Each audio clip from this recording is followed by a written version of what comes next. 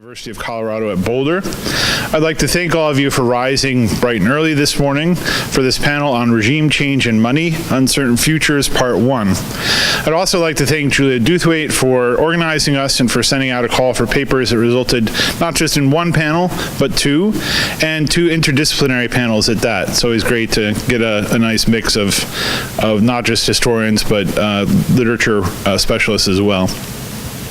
Our first presenter this morning is Tabetha Ewing. She is an associate professor of history at Bard College and currently a fellow at the New York Institute for Humanities at NYU. Recipient of numerous honors and awards, including a Fulbright Fellowship to France and a Ford Foundation Doctoral Fellowship, Tabetha received her PhD in history from Princeton University in 2005. She is the author, most notably, of Rumor, Diplomacy, and War in the Enlightenment in Paris, which was published in 2014 by the Voltaire Foundation as part of its Oxford University Studies in the Enlightenment series. And she is currently working on a second book project, Extradition in the Age of Kings, of runaway wives, fugitive slaves, spies, counterfeiters, and dissident writers.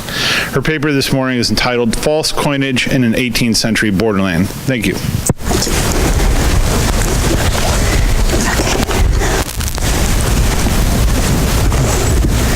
So I'll stand up just because it's more fun. So thank you very much, Matthew. And that introduction, especially the book project title, is the project from which this current paper is drawn. This is new-ish research. I just completed some time in the archives at Liège, and which was an interesting experience, and wonderful, amazing experience, and then in Brussels. And that follows up on diplomatic research that I had done in Paris that sort of corresponds with the sort of judicial papers and diplomatic papers that I found, state papers that I found in the other places. Okay, so my current research is on the forms of political subjectivity prior to and without assuming any telos of modern citizenship. Individuals did not live coherently within a single legal framework of statist rights and prohibitions that overrode all others in the early modern period. Rather, these individuals and less individuated subjects navigated through multiple jurisdictions and overlapping legal regimes. While this condition characterized life within any given city, kingdom, or imperial outpost, my larger project focuses on extradition as a way to study relations between neighboring political entities, France and others, and certain types of individuals who cross their borders. It explores relationships of scale, the local, the imperial, the international, and what kinds of rights were reclaimable at different levels or between levels. Today I look at the counterfeiter, based in the Principality Bishopric of Liège, a figure who excited intense communications between the governments of France and Liège. Again, I'm using judicial and diplomatic archives, both in France and Liège, and today I'll talk about, I'll refer to three cases and focus on one in particular.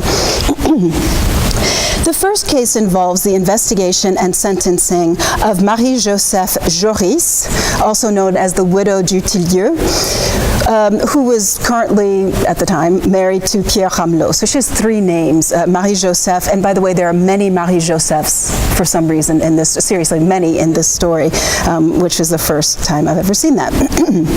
And she was in Dinan, but her case was heard ultimately in the court of Liège. Archivists highlight this case in the inventory of city councilors' trials for the numerous witness interrogations that provided information into the production and diffusion of fake money. Initially, the interest her case held for my larger project was as comparison among what today we would call domestic, foreign, and international procedures. Just how important was place to the practice of coining and its punishment? Relatedly, still thinking in modern terms, since formal extradition required that both sovereign states consider the act a crime, today that's the case in the case, my reasoning for studying her case and others like it was more instrumental. So a subsidiary question to my inquiry became whether, and if so how, the criminality of counterfeiting in Liège influenced official readiness to surrender counterfeiters to France. Marie-Joseph's circulation of false coin came to light through the complaint brought by Jacques Brasseur, who was not a brasseur. He was a bourgeois of Dinan, and he was accompanied by a soldier named Jacquet in the service of Her Imperial Majesty. Having arrived at Marie-Joseph's residence in order to force her to give over an escalin, the coin of Liège, engraved with the arms of His Serene Highness the Cardinal Jean-Théodore de Bavière, the coin she had given Brasseur's wife the previous evening to pay for the bread Joris had purchased from her. So it turned out to be a fake coin, and he went to her house, stormed her house, in fact, and insisted that she give him the equivalent in good money. Brasseur sought out an exchange of good money for bad, but then she threw the coins, when she drew coins from her pocket, Jacquet and Brasseur noticed that some of those were defective, quote unquote, as well. A bit of violence ensued with an attempt to dispose of the incriminating objects, that is, she threw them in the face of Jacquet, and her flight into the adjoining residence where her daughter from her first marriage and stepson lived. They were married. City officials returned to conduct a search and seizure, finding pieces of alloyed copper and silver, along with other denominations of false coin. Marie-Joseph was placed in the Conciergerie de Saint-Jacques, while a special court in Dinan was assembled immediately to decide her case, according to the letter and spirit of the Mandement of 13 November 1719 and the 18th of March 1726, both stringent criminal codes concerning financial crimes. But due to differences of opinion, it seems like, I don't have a really good explanation, officials in the city of Dinan passed this case on to the city councilors of Liège. Witness testimony and Joris's own responses under interrogation reveal the geography of counterfeiting as being quite local. The Boulanger on the Rue des Fossés was one place where she went early in the evening to buy bread, and there the boulangère refused her coin, saying that it was a fake. Later, she went to the Boulanger on the Rue des Trois Escabelles, where she'd stopped in, and she doesn't name the baker. But later to the Boulangère, the widow Thierry, where she did buy something. She stopped by the L'Onfils family to buy salt, 5 liards worth, which she paid with an escalin de la Reine. Marie-Joseph recalled having payment for bread refused a month earlier by the widow Thierry, who wanted to show the coin to an expert, an orfèvre. Marie-Joseph refused, and recovering the coin, insisted she would return it to the person who gave it to her, a stranger. She went to the tobacconist, Pierre Robert, known as the Petit Pierre on the Grande Rue. She claims not to have visited Henri Bussin, boulanger on the Rue Saint-Pierre, nor to have purchased anything from Saint-Martin, the marchand épicier near the Jesuits. She recalled paying for the firewood her husband had picked up the day before at Monsieur de Tize's. Witnesses confirmed that Joris, or a woman wearing a head wrap that covered her almost entirely, purchased butter from Monsieur Martin, bread from Monsieur Bussin, and fatefully, the wife of Monsieur Brasseur, using false coin.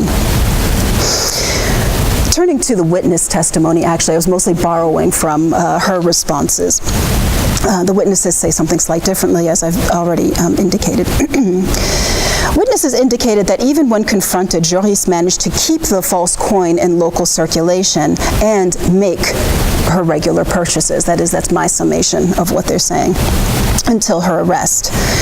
Marie-Joseph Brasseur, this is not the same Marie-Joseph, who's the boulangère, described having recognized the coin as fake by biting down on it to see if it bent. When she did, Joris snatched it back. Marie-Joseph Robert, that's the daughter of the tobacconist, remembered an older woman who was well covered purchasing a small amount of tobacco that she paid with escalin de 10 sols, against which the shopgirl returned a coin worth 9.5 sols. She later recognized the coin as fake, gave it to her father, who took it to a surgeon, Baudson, who was to deliver it to a city official. And if this surgeon, Baudson, is related to the family, to a city councilor, you can see why he would want to give it to the surgeon, who would then give it safely to the city official without being himself the father tobacconist being implicated. Jeanne Joseph Jacquet, wife of Jacques Brasseur, who brought forward a complaint, only saw the accused in disguise. However, her sister visited soon after, saying that the old lady was in fact Mademoiselle Dutilleux, that is our Joris, who was referred to by the name of her first husband. When the transaction happened, Jeanne's husband and brother were out. Her husband asked when he came home if she'd sold anything. She said yes, a loaf of bread at 10 sols. She gave the coin to her brother, who gave her the equivalent, and then showed the coin to her husband. Then her sister-in-law came in, and they all found that it bent easily. You can picture this family meeting where they're all testing the coin by putting it in their mouth.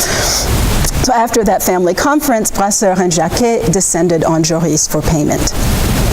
Catherine Servet, the widow Thierry, identified Joris, her regular customer, easily. The latter had presented a pièce de 2 escalins de la Reine, but Catherine suspected the alloy was off and told Joris that she would take the piece to the silversmith Jomon.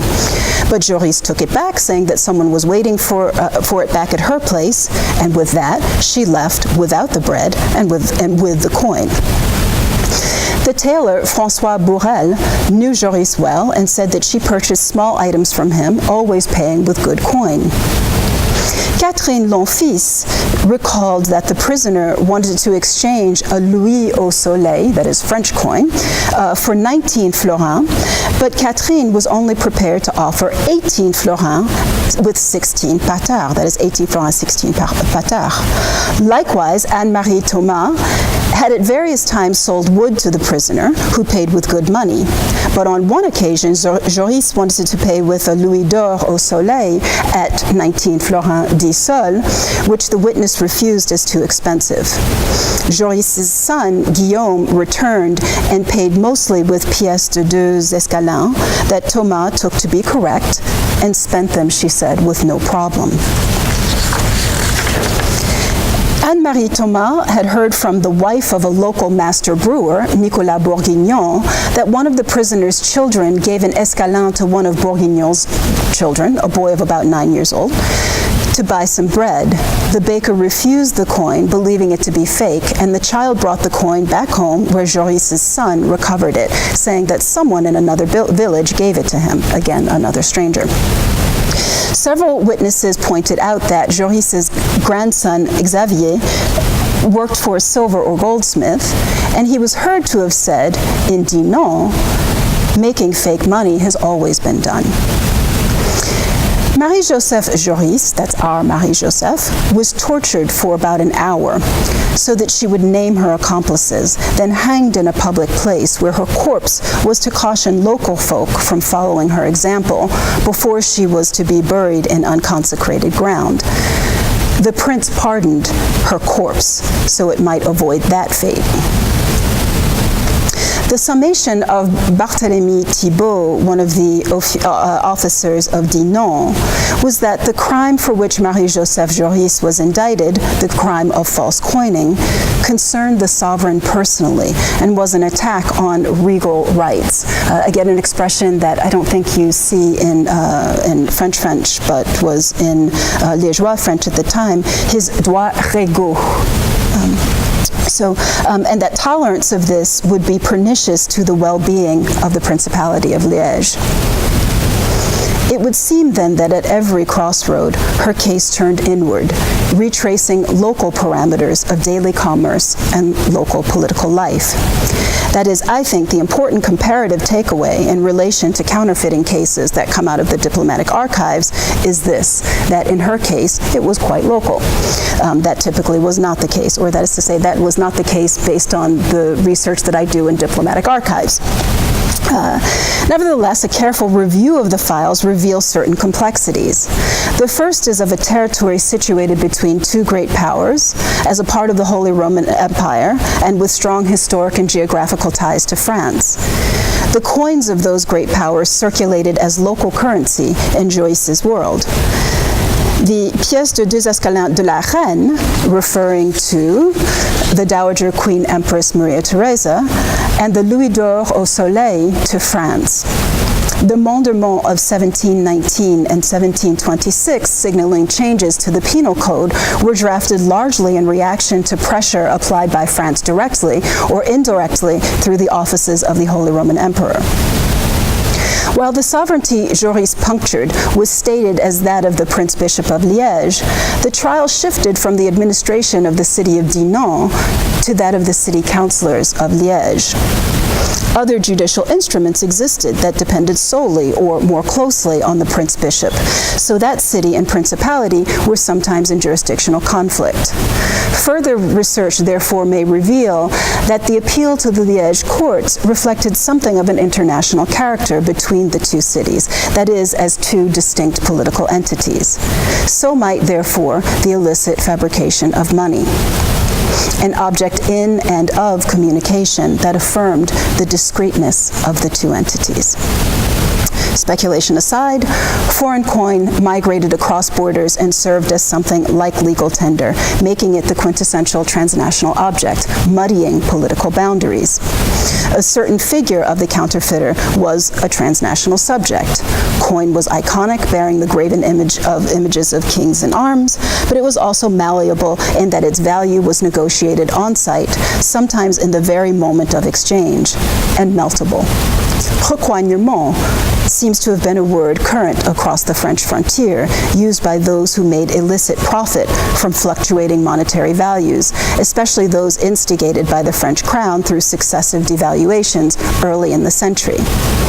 It is striking that a royal declaration in 1715 proposed to punish to death French nationals, Rénicoles, and foreigners, wherever they might reside, who minted coin without authorization.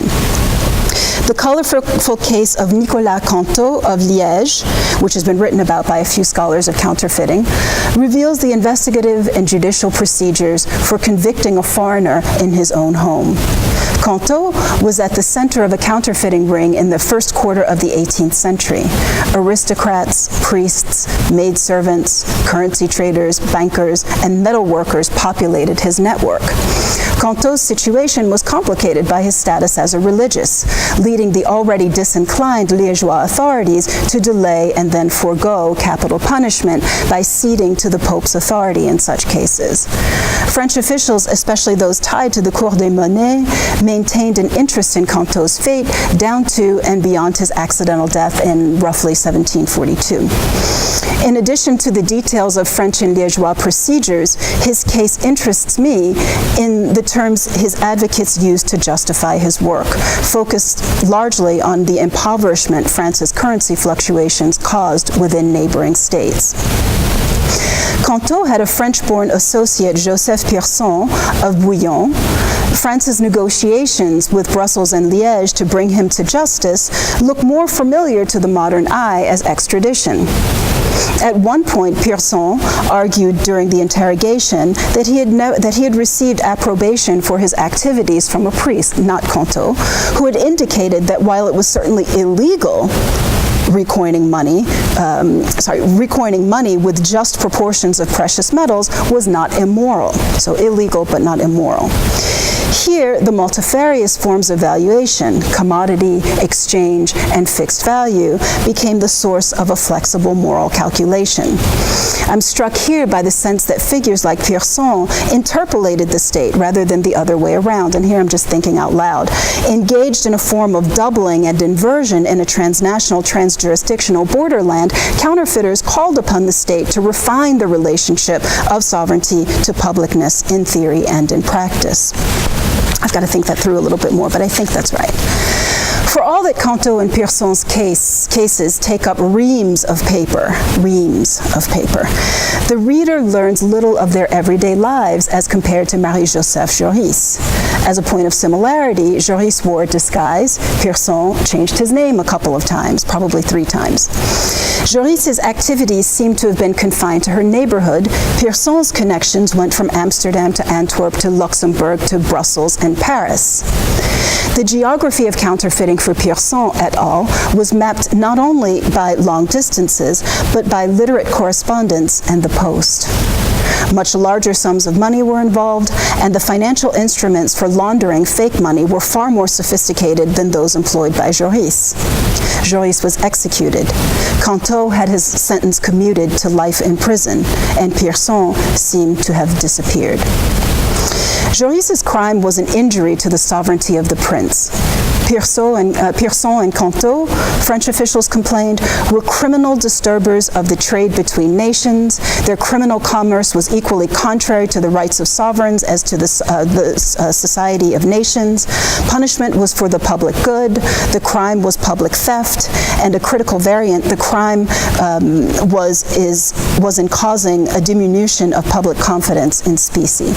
I'll stop there and say simply this, that in studying all of these cases together, and many, many more, part of what I'm trying to look at is how the international itself is being conceptualized. And we read about international law or early international law, and we think of extradition as something that exists in the age of states, that is a 19th century development, and that's largely true. But in fact, there were these incidences, and sometimes the word extradition was used itself, although not terribly often in French. So part of what I'm looking at is the very conceptualization of the international and what the contexts are in which that occurs. So I'll stop there and hope to take your questions.